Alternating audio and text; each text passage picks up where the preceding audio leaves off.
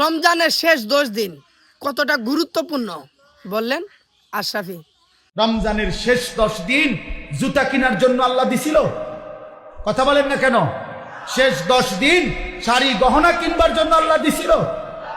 তো আল্লাহ তো ডাকলো মাগফিরাত নাও, আল্লাহ তো ডাকলো রহমত নাও, আল্লাহ তো ডাকলো নাজাত নাও। একটা পূর্ণ রমজান গেছে, আল্লাহ ডাকতেছে মহিলাটাকে, হে আমার বান্দি রহমত নাও, মাগফিরাত নাও।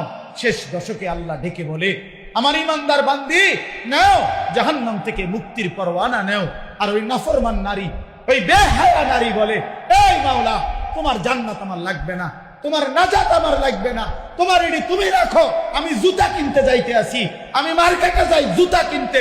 মনে রাখিস তোরে জুতা দিয়া পিটবে, জুতা দিয়া, জুতা দিয়া পিটবে, জুতা দিয়া বললাম। বেহায়া নারী মনে রাখিস তোরে জুতা দিয়া পিটবে।